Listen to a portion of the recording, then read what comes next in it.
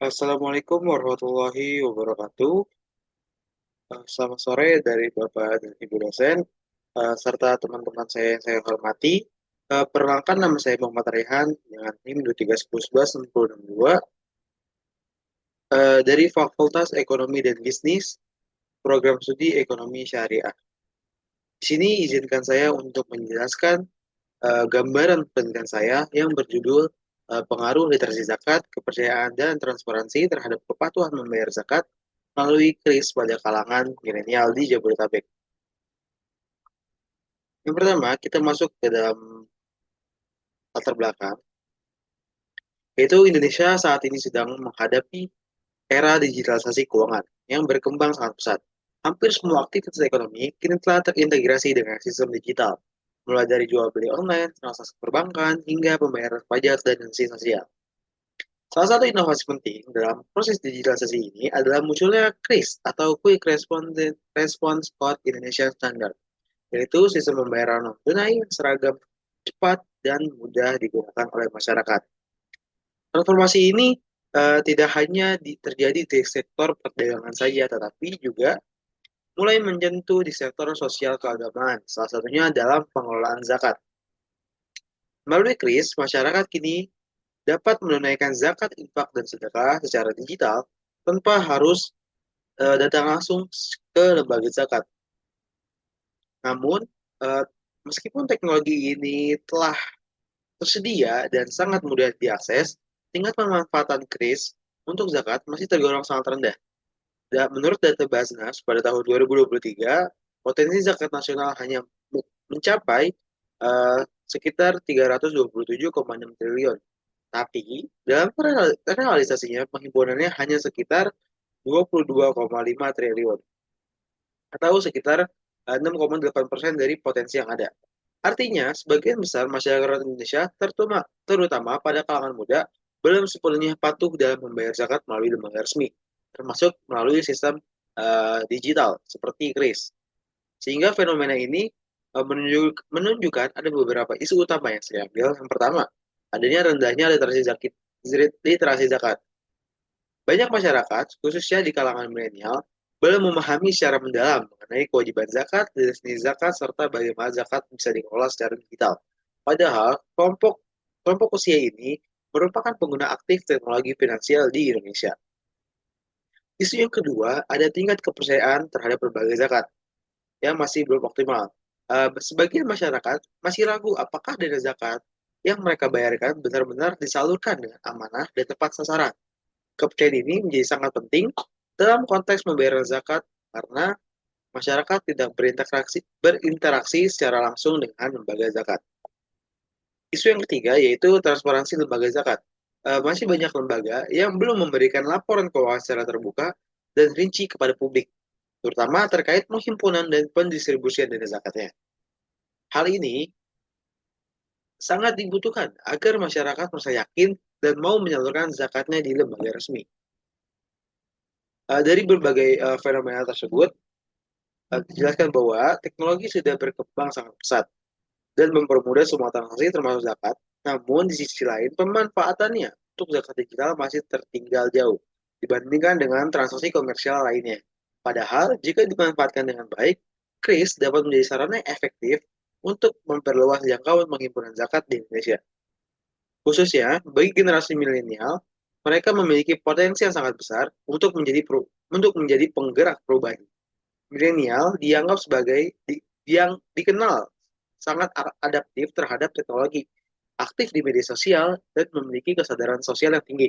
Karena itu, penting untuk melihat bagaimana faktor-faktor seperti literasi zakat, kepercayaan, dan transparansi dapat memengaruhi kepatuhan mereka dalam membayar zakat melalui kris.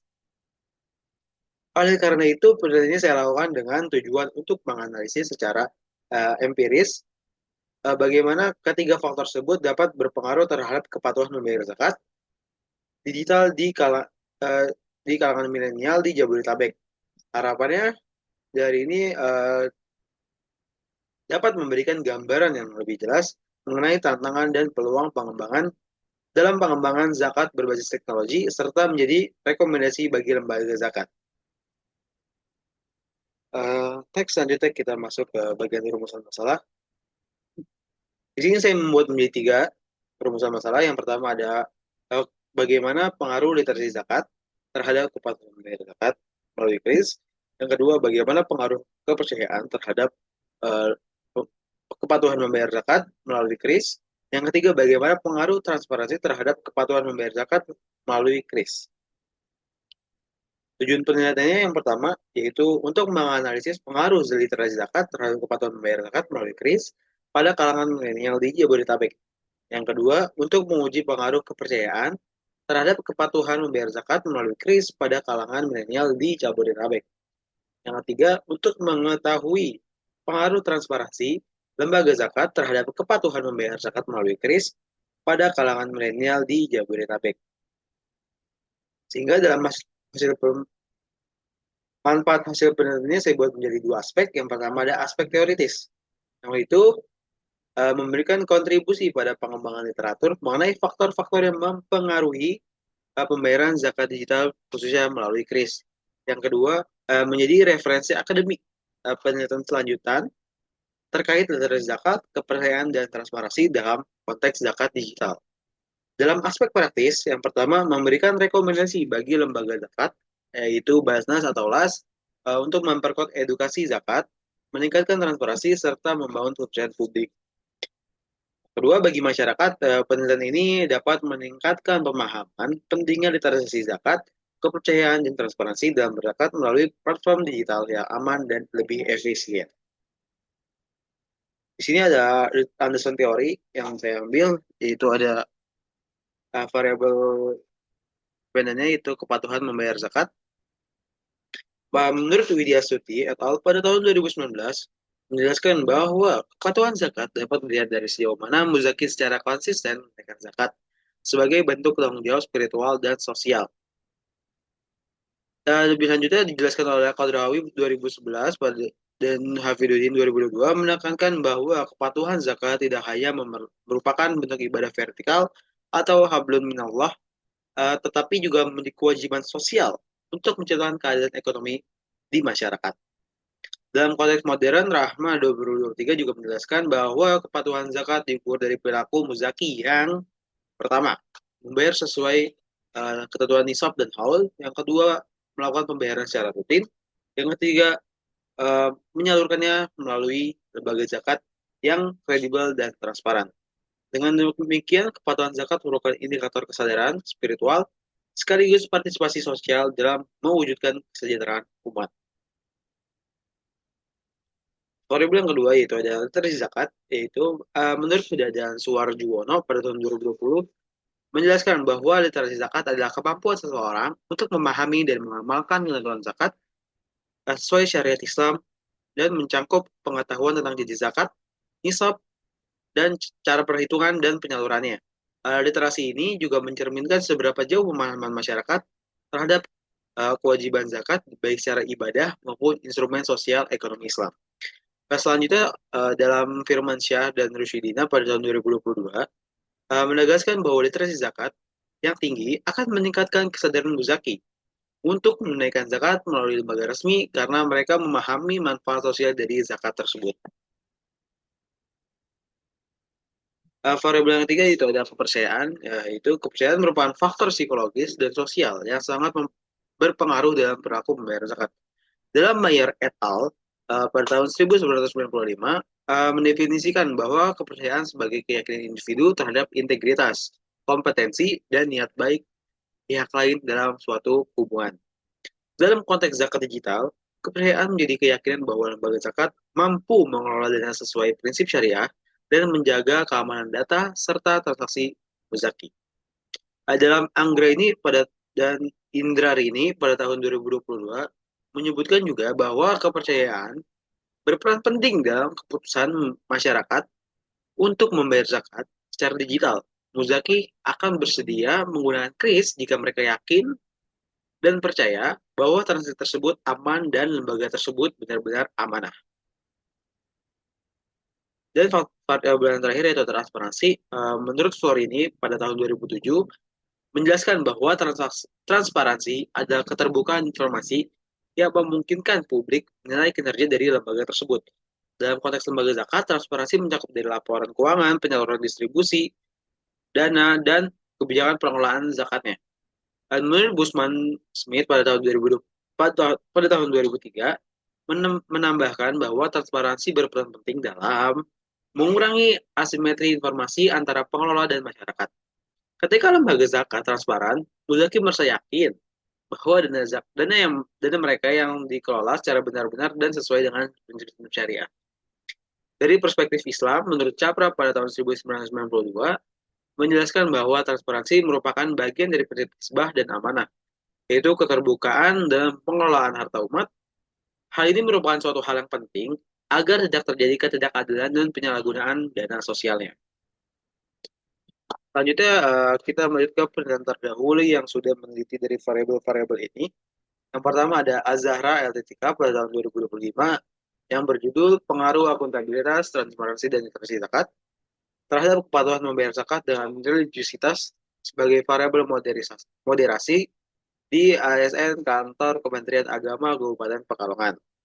Yang kedua dari Dita Nurjana pada tahun 2022 dengan judul Literasi Zakat dan Religiusitas terhadap Kepatuhan Membayar Zakat di kalangan aparatur sipil negara, serta dampaknya pada penerimaan zakat profesi atau Basnas di Kuningan.